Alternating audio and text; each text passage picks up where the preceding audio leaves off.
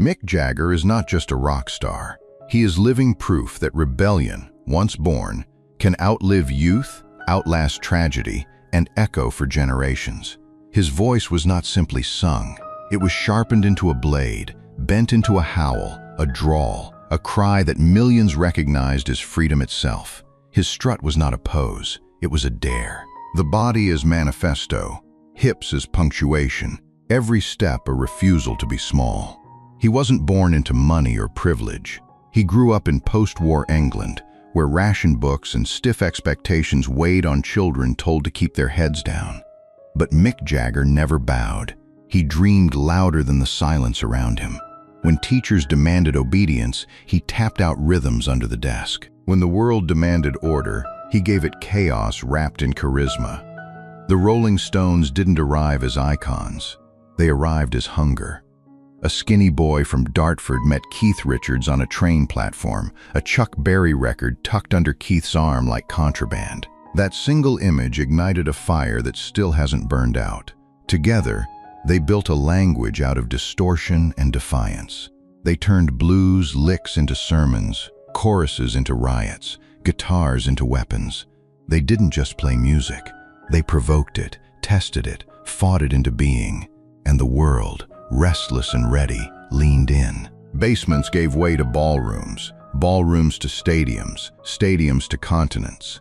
Their sound traveled faster than borders. But the spotlight is a double-edged bulb. It warms and it burns. Jagger discovered that every anthem carried an aftertaste. Police raids, courtrooms, betrayal splashed across tabloid covers. The Rolling Stones were branded criminals, then crowned gods, then dragged through both again. Marriages cracked. Children were born into silence. Brothers in music became strangers across the stage. For decades, Mick carried the paradox of fame. Adored by millions, but misunderstood by most, trapped in the performance of being Mick Jagger. The lip curl was armor, the strut was a shield.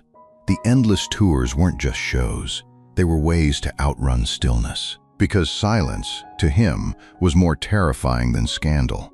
Before the stadiums, there was the boy in Dartford sneaking Muddy Waters records under his blanket, a flashlight his only witness. Before the headlines, there was the student carrying a harmonica in his pocket like a lifeline. Before the myth, there was just hunger, an ache to be heard. That hunger birthed a catalog of anthems that rewired culture. Satisfaction, Paint It Black, Gimme Shelter. Songs that weren't just hits but uprisings. To parents, he was a menace. To youth, he was proof that freedom could have a sound, that authority could be mocked with a microphone. Jagger didn't just perform music. He performed confrontation. Every show was part carnival, part courtroom, part church. And yet legends bleed. The grind is merciless. Mick outlived not just trends but friends. Brian Jones, the band's co-founder, gone too soon. Ian Stewart, the Stones' quiet anchor, lost without farewell. Lorenz Scott, the partner who steadied him for 13 years, found dead in her apartment, leaving Jagger collapsed in an Australian hotel room, inconsolable. Charlie Watts, his brother in rhythm, the heartbeat of the Stones, silenced after 6 decades. Every loss left a fracture. Every encore became a goodbye. The boy who once danced to escape silence now sang into it, carrying ghosts in every chorus. Still, he refused to retreat. Even heart surgery at 75 didn't stop him. He returned thinner, slower, but still ablaze, proving that survival itself could headline. He taught the industry that resilience was its own performance, that defiance could age, that leather pants and stadium lights could coexist with grief and fatigue. He showed that being human on stage, fragile, furious, resilient, was its own kind of revolution. To understand Jagger is to understand contradiction. He is both myth and man, lover and loner, warrior and wound. He fathered 8 children with 5 women, but absence often echoed louder than presence. He may have loved thousands, but few remained. He embodied freedom while chained to the very persona that made him untouchable. Yet through every fracture, the music endured. The Stones never stopped. The stadiums still roar, the hips still strut, the voice still slices the air, because Jagger's greatest rebellion was simply refusing to vanish. So if you came here for a clean legend, you came to the wrong story. This is not about sainthood. It is about survival. It is about the price of turning volume into identity, of building an empire out of rhythm and swagger, then living inside its echo. Jagger showed that rebellion can last longer than youth, that hunger does not retire, that even grief can find its way into song. And now, as the lights dim and the roar softens into memory, one truth remains: the music was never his alone. It belongs to the millions who saw themselves in the defiance, in the strut, in the scream. Take a breath before you go further. This is not a fairy tale. It is testimony to a boy who became a mirror for a generation, to a man who lost as much as he gained, to a legend who still walks among us, carrying the weight of rhythm, rebellion, and regret.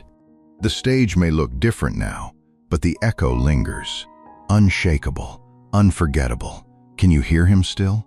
Born on July 26, 1943 in the heart of Dartford, Mick was the firstborn of two boys, the older brother of Chris Jagger, who would one day try to follow in his musical and cinematic footsteps, yet remain forever cloaked beneath the towering shadow of Mick's legacy.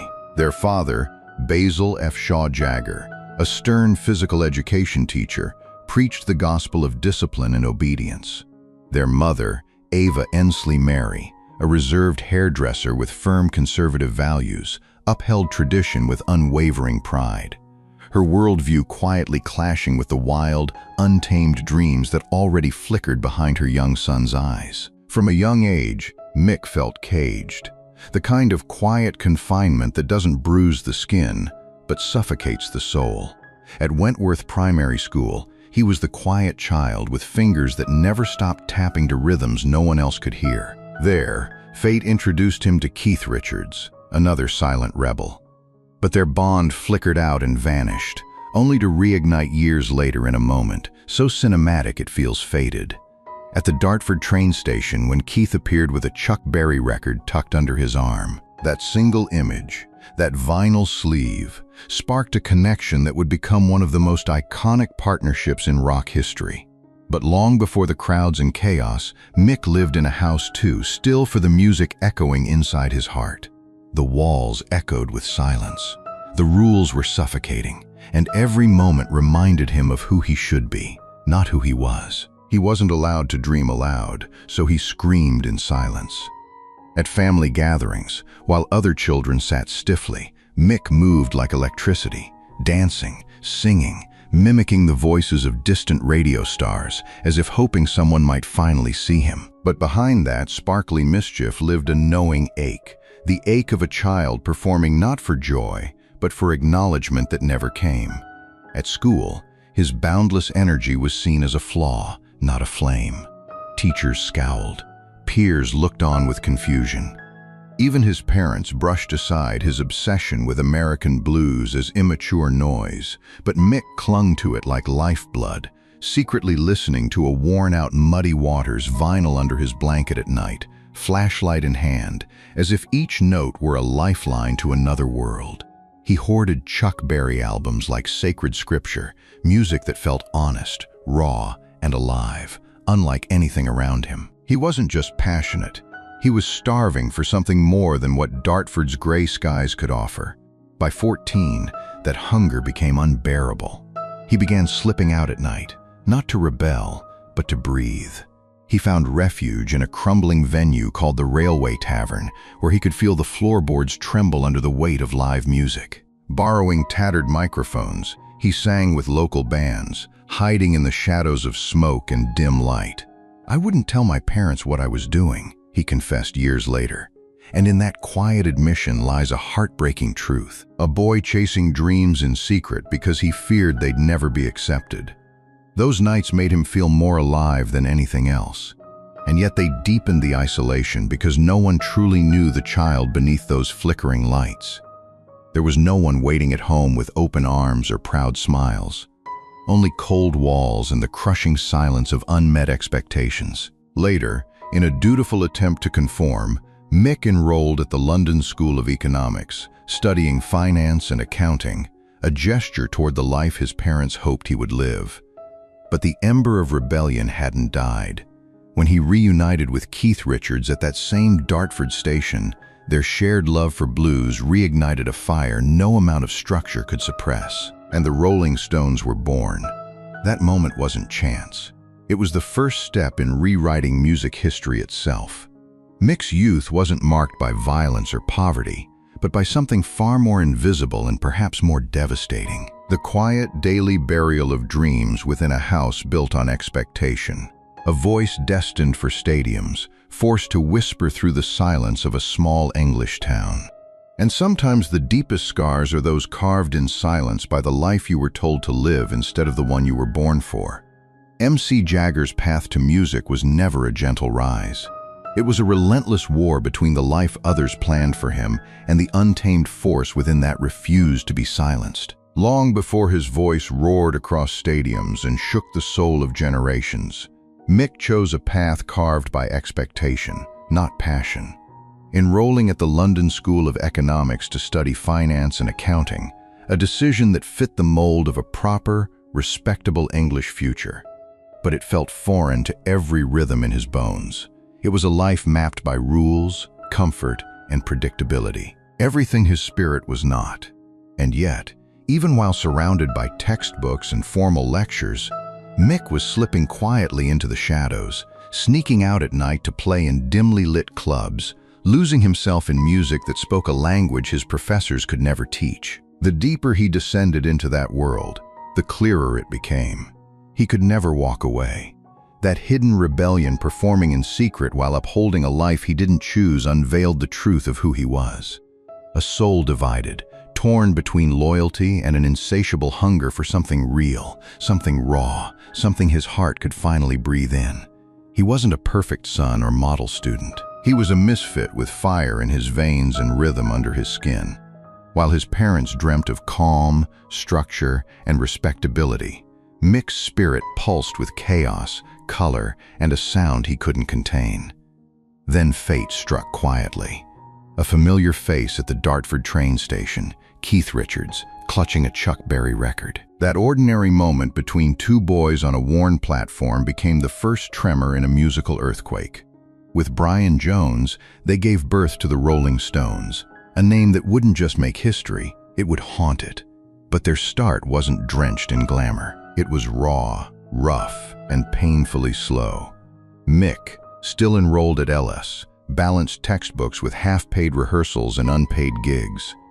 We had maybe one gig a month, he would recall later with a wry smile. We just couldn't get any work. Those were the hungry nights filled with doubt, frustration, and questions no one could answer. But even when the crowd was absent and the future uncertain, Mick clung to music because it was the only thing that made him feel alive. Then came a spark from an unexpected place. The Beatles handed them "I Want to Be Your Man," and in 1963, it exploded as the Stones' first hit. But they didn't mimic. They reinvented, adding grit, soul, and edge to every note. From that moment, the world began to lean in, and the fire caught. In 1971, fleeing the suffocating grip of Britain's tax system, the band retreated to a crumbling villa in France to craft Exile on Main Street, an album that wasn't just recorded. It was bled out, drenched in chaos, soaked in sweat, and stamped with brilliance. It remains a masterpiece, not because it was perfect, but because it was painfully real. And from there, the floodgates opened. Song after song, album after album became the heartbeat of decades. Satisfaction, 1965. Paint It Black, 1966. Sympathy for the Devil, 1968. Gimme Shelter, 1969. Brown Sugar, 1971. Angie, 1973. Start Me Up, 1981. And albums like Sticky Fingers, Some Girls, Tattoo You, and even the soulful return of Blue and Lonesome in 2016 weren't just records. They were revolutions dressed as vinyl. But even as the guitars softened and the spotlight dimmed, Mick turned to another stage. Not one of sound, but of silence. Film. Where many saw only a rock god, Mick revealed something deeper, a performer who could express agony, elegance, and enigma through stillness. His searing debut in Performance 1970 shocked audiences with its psychological depth. That same year, he embodied Ned Kelly, the outlaw draped in myth. In Bent 1997, he broke hearts as Greta, a cabaret soul in the bleakest corner of war. And in 2001's The Man from Elysian Fields, he stunned once more. His portrayal of Luther Fox was layered, wounded, seductive, and painfully human. These roles whispered truths that the stage had only ever shouted. That Mick Jagger wasn't just a rock icon, but an artist addicted to reinvention, complexity, and truth. Yet through every reinvention, one truth remained. Behind the fame was a man who never stopped resisting. Time, pain, expectation. Every step onto a stage wasn't granted. It was earned through sweat, sacrifice, and a refusal to vanish into the noise. With every flick of his hips, every scream into the mic, every glittering outfit, Mick didn't perform. He possessed. He turned concerts into confessions, movement into myth. He wasn't the frontman of the Stones. He was the Stones. And the world could feel it on every tour that shook the earth. Steel Wheels 1989, 1990. Voodoo Lounge 1994, 1995. A Bigger Bang 2005, 2007. Massive, defiant, unforgettable. Even as age advanced and critics whispered, the Stones roared back with stadiums breaking silence. In 2020, they re-released Goat's Head Soup and it soared to the top of UK charts. A thunderous reminder. Legends don't retire, they adapt. In 2023, the Stones unveiled Hackney Diamonds, their first new studio album in 18 years, a raw, unapologetic revival that swept global charts and won the 2025 Grammy for Best Rock Album. In 2024, their North American tour drew nearly 1 million souls and over $235 million in ticket sales. And in 2025, while his peers faded into quiet, Mick did the unthinkable. He stepped back into the studio, recording 13 new tracks for an album set to release by 2026. When asked if he'd ever stop, he simply smiled and said, "Why would I?" Because beneath every anthem, every heartbreak, every spotlight, there was always that boy from Dartford running, reaching, roaring, not to be remembered, but simply to live. And in doing so, Mick Jagger didn't just become a rock star, he became a legend. The first true fracture in Mick Jagger's world came like a scream wrapped in silence. The summer of 1969, forever carved into his soul with a blade too sharp to dull. That was the year the light in his eyes dimmed because Brian Jones, not just a bandmate, not just a friend, but a brother in rhythm, a co-creator of the Rolling Stones, was gone. Not drifting away over time, but ripped away suddenly, cruelly, without goodbye. Just weeks earlier, Brian had stood among them, laughing beneath the sun, his wild blonde hair catching the golden glow, his guitar pulsing with that same restless brilliance that once gave their music its bite. But beneath that radiance, there was chaos, demons dancing just beneath the surface, addiction tightening its grip, legal troubles piling up, and the widening chasm between Brian and the band he helped build from scratch. His actions had grown erratic, his health alarmingly frail, and Mick, torn in half by duty and devotion, had to make an unthinkable choice, to ask Brian to leave. Not in anger, not in betrayal, but from a place of painful necessity, a final act of leadership that shattered something tender inside. And then the world went quiet. One breathless night, the stillness broke. Brian was found face down in his own swimming pool, his body floating beneath the cold silver eye of the moon. The headlines called it an accident. Whispers called it something darker. Stories that slithered through decades but never found peace. The truth lost somewhere in the still water. Mick sat there for hours, motionless beside the edge of that pool, the same place where Brian's life had silently slipped away. His eyes, once so full of fire and defiance, were now blank, hollow, lost in a grief too deep for words. Something inside him cracked that night. Not with rage, but with a sorrow so vast it drowned the room. Because this wasn't just death. It was the death of certainty, the collapse of the illusion that music and brotherhood could guard them from the cruelty of the world. From that moment on, Mick would confess that every time he closed his eyes, he saw Brian laughing, vibrant, untouched by shadow. Then, suddenly, lifeless, suspended beneath the moon. That single image. Brian's pale body adrift in silence, burned into Mick's mind like an eternal scar. A reminder that no matter how loud the applause, fame could never protect them from fate. It wasn't just the death of a friend. It was the death of innocence, the brutal, unspoken end of a belief they all clung to. That joy, music, and unity were unbreakable. From that moment forward, Mick Jagger would never feel safe again. And then just days later came the stage, Hyde Park, meant to be a celebration of something new. Now a cathedral of grief. What was supposed to mark a new era for the Rolling Stones had become a public funeral, a mourning ritual shared with tens of thousands of fans who stood in a stunned silence. Mick, barely holding back the tears that clung to the edges of his voice, stepped forward and read a poem by Percy Bysshe Shelley, his words trembling in the air like a prayer too fragile to hold. And then, in one unforgettable moment, white butterflies were released into the sky. Dozens of them, soft-winged and glowing in the sunlight, as if Brian himself were being lifted into the warmth of summer one last time. It wasn't just a farewell. It was a requiem made of poetry, memory, and unbearable beauty. A moment the world would never forget, and one that Mick Jagger would carry in the quiet corners of his heart for the rest of his life. Altamont. The name alone echoes in Mick Jagger's soul like a dirge that refuses to die, a ghost note lingering in the silence between breaths. It was meant to be a hymn to peace, love, and unity. A free concert in the winter of 1969 that was supposed to crown a generation's ideals with music under an open sky. But what unfolded that day wasn't harmony. It was horror.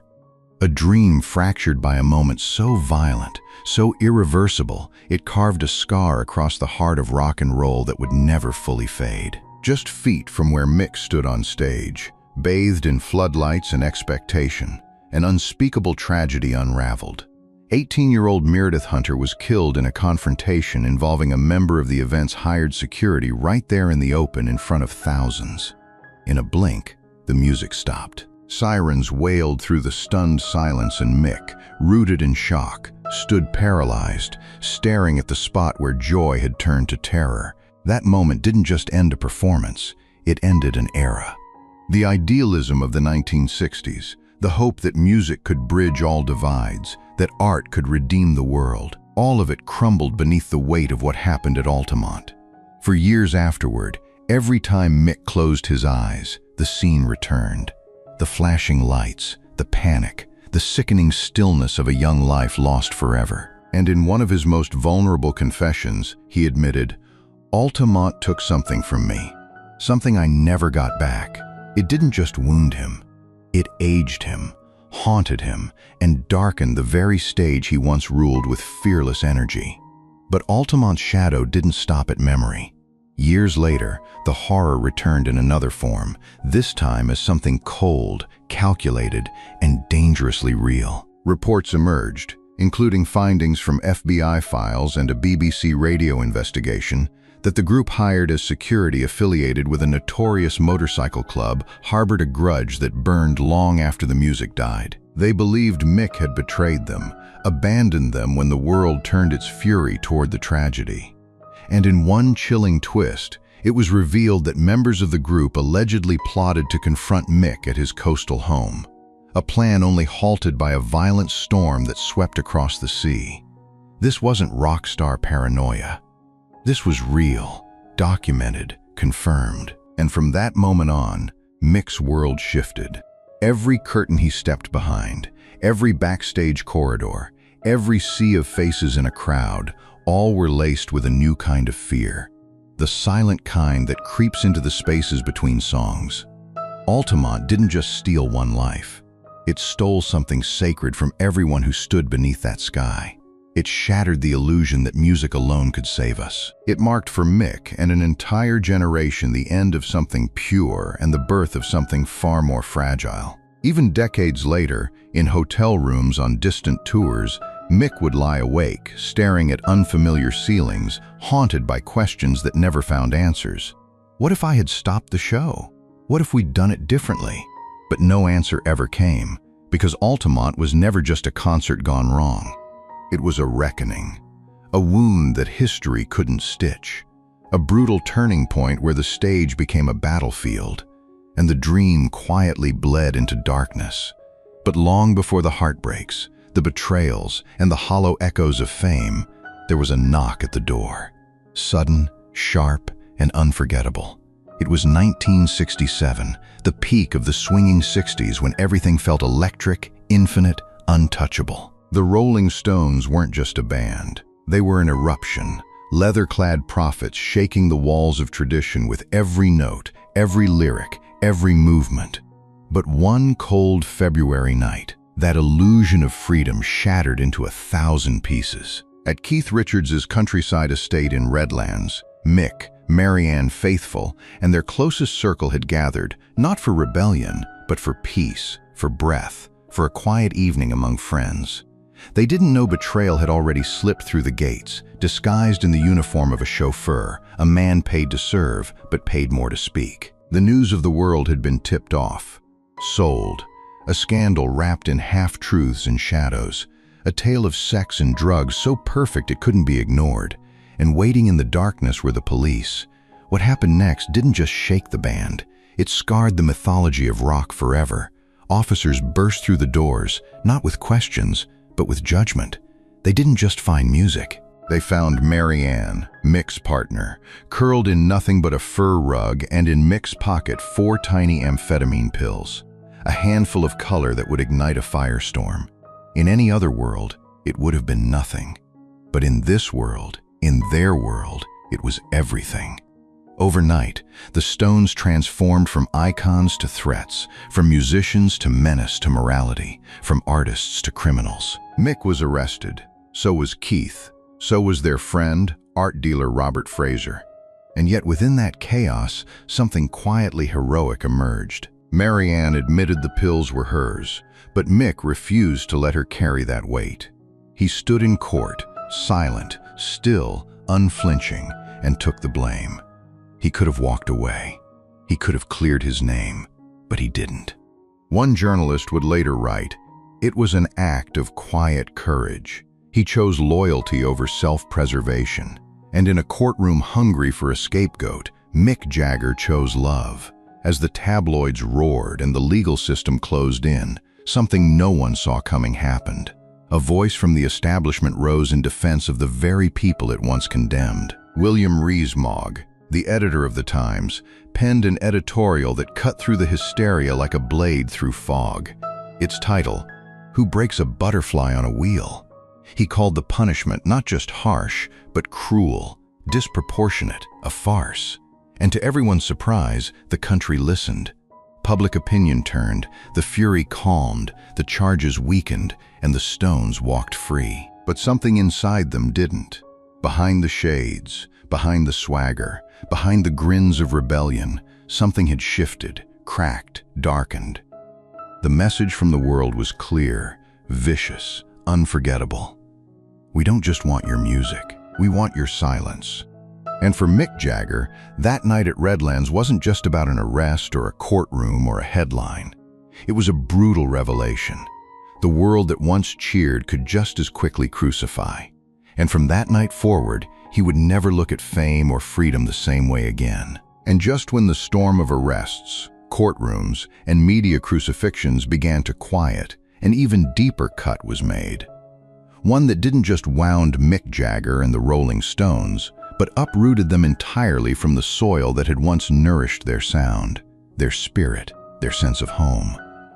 By 1971, the pressure from Britain's Labour government had become unbearable. A suffocating 93% tax rate drained their earnings while a venomous legal war with former manager Alan Klein tore through their finances like wildfire. Suddenly, the very country that had birthed their rebellion was now strangling it. With hearts heavy and options vanishing, Mick, Keith, Charlie, Bill, and Mick Taylor made the unthinkable decision to leave England, not in triumph, but in exile. They arrived in Villefranche-sur-Mer, a sleepy town nestled on the golden curve of the French Riviera, hoping to find shelter, not just from taxes or headlines, but from the sense of betrayal that clung to them like smoke. Their sanctuary, a crumbling seaside mansion named Nelcote, where chandeliers dangled over peeling wallpaper and the basement reeked of damp and desperation. But from that basement, something extraordinary rose. Not just an album, but an act of defiance. Recording Exile on Main Street wasn't glamorous. It was war against loss, against isolation, against the looming fear that maybe they were no longer welcome anywhere. Every track bled with the rawness of the moment. Jagged guitar riffs, haunted vocals, rhythms that stomped rather than sang. The chaos became the canvas. The ache of displacement turned into art. This wasn't retreat, it was resurrection. Even when driven out of their homeland, they didn't fade, they fought louder. As Keith Richards later recalled, it felt like we were being pushed out of our own country. But instead of folding, they forged.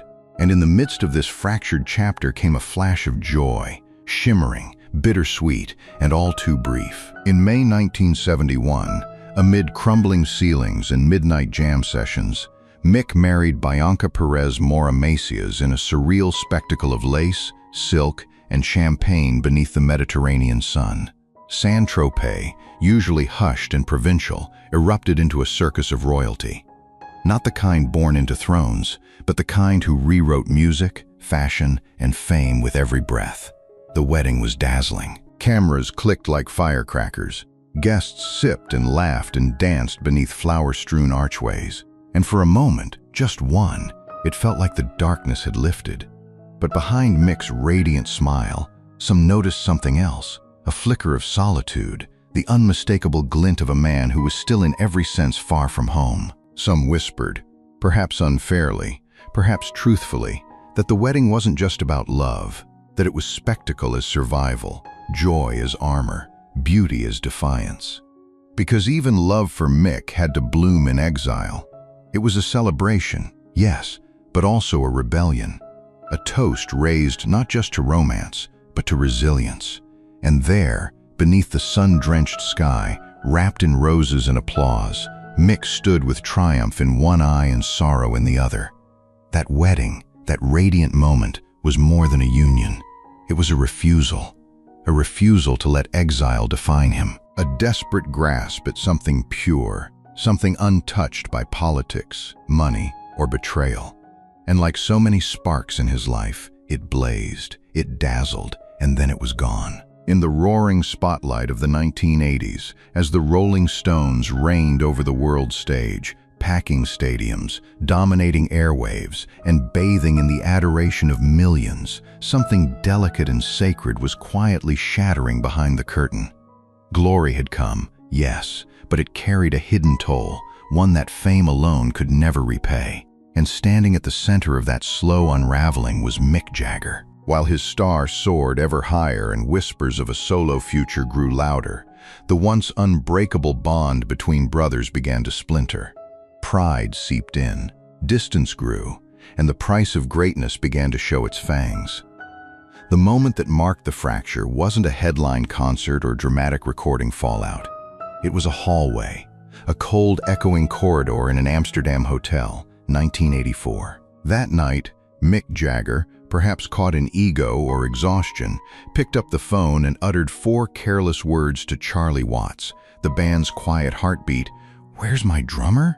To anyone else, it might have seemed trivial, dismissive, maybe flippant, but to Charlie, it cut like a knife.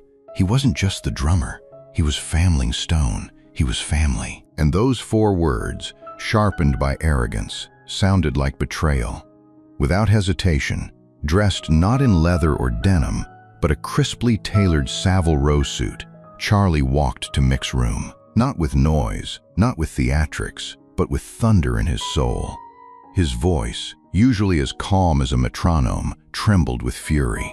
"Don't ever call me your drummer again," he warned. And then, something no one ever expected from the most reserved man in rock, he threw a single searing punch. Mick stumbled backward, reeling toward the open window and the black canal waiting just beyond the glass. For a heartbeat, it felt like everything might end right there. But Keith Richards, half witness, half savior, grabbed Mick in time, pulling him from the edge. In that split second, the myth shattered. They weren't gods.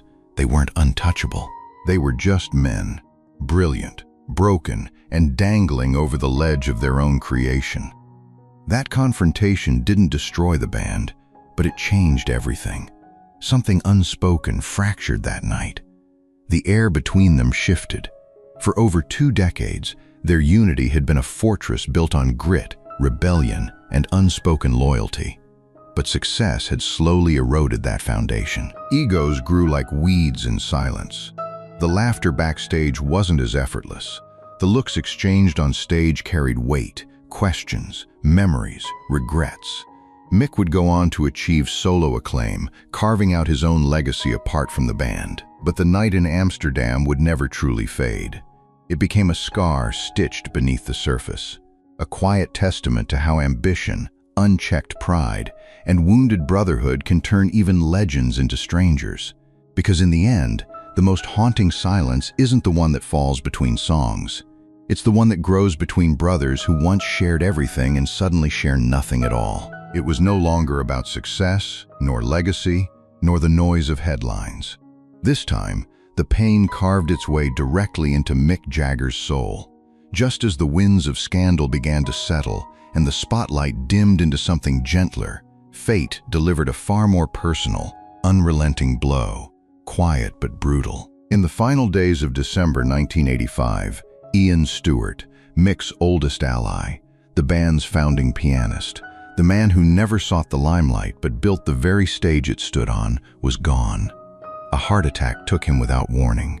No rehearsals, no farewells, just silence. Mick didn't weep on camera, but anyone who looked closely could see it. The defiant gleam in his eyes dulled overnight, replaced by something distant, like a light inside him had flickered and failed. Stewart wasn't a rock icon in the tabloids. He wasn't the face of rebellion, but he was the first to recognize something rare in Mick Jagger. A fire, a rhythm, a spirit worth fighting for. Long before global tours and magazine covers, it was Ian who kept the band grounded. He was called the glue. And once that glue was gone, the fracture lines started to show. Mick later admitted in his guarded way that every room felt colder without Ian, every studio session thinner, every backstage hallway longer. Being without him, he said, felt like trying to build a house where the foundation had cracked beneath your feet. And it wasn't just about sound, it was about spirit. Ian Stewart had been the band's quiet conscience, the man who balanced ego with reason, chaos with calm. Without him, something vital unraveled, not in headlines, but in the haunted spaces no one talks about. The loss was intimate and it was irreversible. Mick went on as he always had, but there was something different now. His shoulders a little heavier, his steps less impulsive. On stage, his voice still soared. But those who knew him best noticed the subtle shift. The way his eyes would drift toward the space where Ian used to sit, as if expecting a sound that would never come. It was tragic in its simplicity. The man who never asked for recognition left behind a silence that roared. The world didn't notice at first, but Mick did. He always would. This wasn't about applause. It wasn't about fading youth. It was about the unbearable loneliness of outliving someone who had quietly held your world together. A brother in all but blood, lost not to scandal, not to war, but to time. And so, even as the Rolling Stones pushed forward, breaking records and lighting up stadiums, the cost was steep. It was measured not in ticket sales or headlines, but in the empty chair beside the piano. That was the moment when Mick Jagger truly felt the cost of being a legend. Not just in years lived, but in memories buried. Because sometimes the greatest grief doesn't scream. It lingers, it whispers, it haunts. And in the wake of Ian Stewart's death, that silence was deafening. But fate, as cruel as ever, wasn't done with Mick Jagger yet. After the devastating loss of Ian Stewart, the founding heartbeat of the Rolling Stones, and the quiet force who believed in Mick long before the world did, the emotional seams of Mick Jagger's personal life began to fray. It marked a turning point where success on stage could no longer mask the unraveling beneath. His soul and spotlight grew further apart, and Mick slipped into a string of relationships that burned bright but left behind cold ash. It's truly tragic when those who once stood closest begin to fade away, leaving absences louder than applause and wounds no fame can soothe. For all his unmatched magnetism and timeless presence, Mick Jagger never found a love that truly endured. His first child, Karis, was born from a brief but passionate romance with singer Marsha Hunt long before vows or rings. At first, Mick resisted acknowledging her, a silence that echoed louder than denial. Though he eventually accepted financial responsibility, the emotional connection remained distant, fractured, incomplete. Karis grew up far from her father's arms, and the courtroom, not the cradle, became the place where her identity was validated. What sorrow, what cruelty when a child must fight to prove she matters to the man whose name she bears. His only legal marriage to Nicaraguan model Bianca Perez Mora Macias was a spectacle of glitz and grandeur. A 1971 ceremony in sun-drenched Saint-Tropez attended by icons, royalty, and flashing cameras. But behind the shimmering facade, cracks formed quickly. Public betrayals, private heartaches, and emotional walls thickened. Bianca eventually walked away, taking with her not only their daughter Jade, but a heart broken by disillusionment. Jade, trying to bridge the widening gap with her father, eventually found herself drifting in the same silence that had once haunted Karis. There are voids in a family that no photograph or holiday reunion can ever fully bridge. In time, Jerry Hall became the longest-standing presence in Mick's life. Nearly 2 decades together and 4 children, Elizabeth, James, Georgia May, and Gabriel. To many, she was the last great hope of a forever love. James, gifted with his father's musical flame, once opened up about the heavy shadow cast by the Jagger name. Even under the same roof, he felt unseen, not as James, but merely as a reflection of someone else's legend. He didn't seek to imitate, only to be understood. But the closeness he longed for never fully arrived. What could be more painful than being near, yet feeling oceans apart? Mick was there, but often not in the way they needed him. Present in figure, absent in feeling. Then came the shattering blow. In 1999, Jerry filed for divorce, exhausted after years of emotional distance and repeated betrayals. The final straw came when news broke that Mick had fathered a child with Brazilian model Luciana Murad. That child, Lucas Jagger, arrived the same year, and with him came another fracture that could not be mended.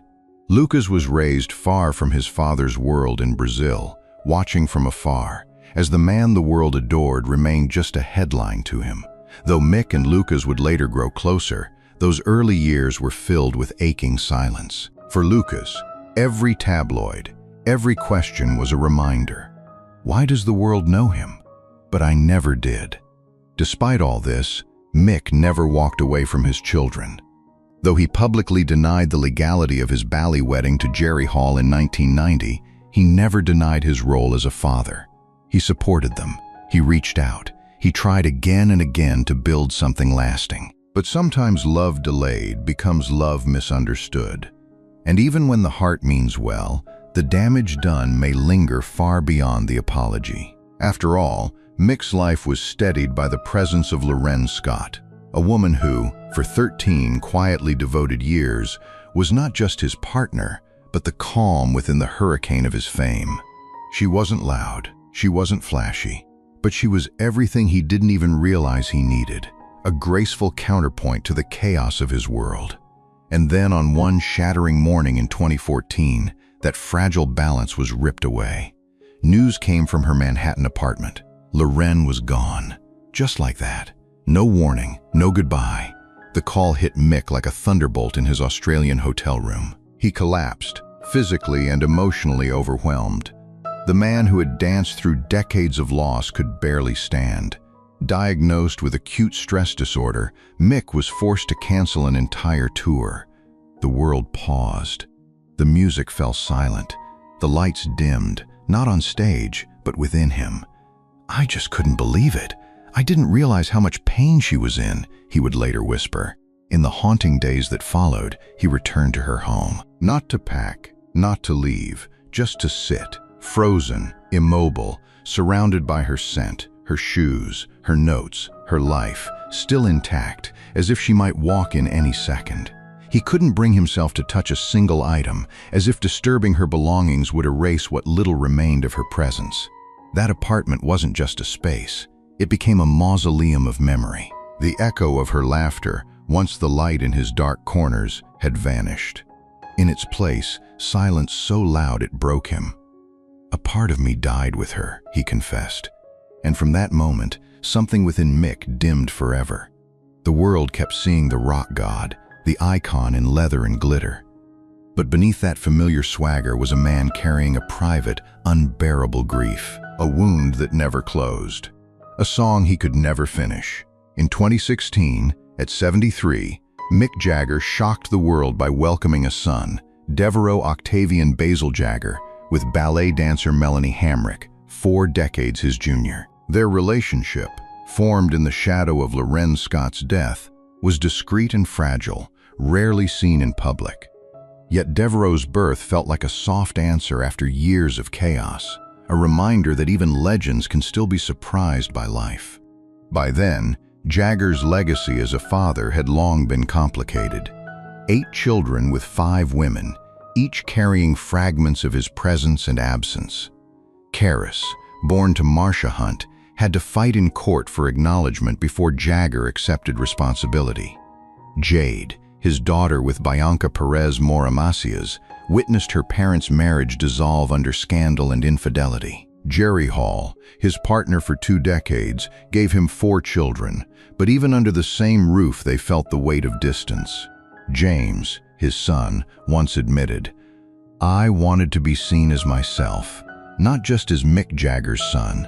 The final blow to that union came in 1999 when it was revealed Jagger had fathered another child, Lucas, with Brazilian model Luciana Murad. Jerry left, and Lucas grew up in Brazil, far from his father's world. Later they grew closer, but Lucas's early years were marked by longing. "Why does everyone know my father, but I don't?" he once asked, a question that exposed the gulf between fame and family. Biographers wrote of thousands of lovers, names from Madonna to Angelina Jolie, but numbers obscured the truth. Behind them were broken ties and unspoken goodbyes. As the years passed, what remained was not a kingdom of romance, but a trail of distance. The spotlight illuminated the performer, but cast shadows over the father, leaving his children to grow up with more myth than man. Then came fate's cruelest blow, not through scandal, but through the body itself. At 75, the heart that had pounded through decades of rebellion began to fail. A valve replacement put him face to face with mortality, each heartbeat on the operating table a final note waiting to strike. For the first time, the immortal frontman stared at his reflection and saw only Michael, frail, exhausted, uncertain. And still, he came back. Not because he was fully healed, but because the stage was the last place he felt alive. Silence frightened him more than death. Music, even when it hurt, remained his only refuge. But destiny was not done. In 2021, Charlie Watts, the quiet drummer who had been his anchor for nearly 60 years, died without farewell. The loss tore through Jagger's universe. Every concert since has carried the ache of absence. Each encore feels like a prayer, each chorus like a goodbye. The beat that kept him steady through decades of chaos was gone, and when he glanced backstage for Charlie's nod, there was only shadow. The stadiums still roar, the lights still burn. But offstage stands a man older, thinner, carrying the tremble of every friend and love he has lost. His songs now are more than music. They are threads tying him to the gone, to Charlie, to youth, to a time when rebellion felt eternal. And in the silence after the last note, What remains is not applause but memory. Jagger has outlived too many, endured too much, and yet still returns because survival itself has become his performance. Knighted in 2003, enshrined in the Rock and Roll Hall of Fame and the UK Music Hall of Fame, Mick Jagger is no longer only a rock star. He is a symbol of endurance, a man who turned pain into permanence and keeps singing so the ghosts beside him can live a little longer. In 2023, Mick Jagger reminded the world why he endures, winning a Grammy for Hackney Diamonds and proving his spirit had not dimmed. But now, in his early 80s, his rhythm has slowed into something quieter, more fragile, more human. He spends much of his time at his West Sussex estate, where ivy climbs old stone walls and birdsong replaces roaring crowds. With Melanie Hamrick and their young son, Devereaux, Jagger lives less as an icon and more as a father. Walking garden paths, helping with schoolwork, spinning old records not to relive his past but to share it with a boy who only knows him as Dad. Devereaux dances to Start Me Up in the kitchen, unaware those chords once shook the world. Yet beneath the serenity lies shadow, the faces that built his universe. Brian, Ian, Charlie exist only in fading photos and memories. The house holds echoes, not laughter. And just days after tucking his son in on July 21st, 2025, Jagger faced a cruel reminder. Ozzy Osbourne, his peer and fellow survivor, was gone.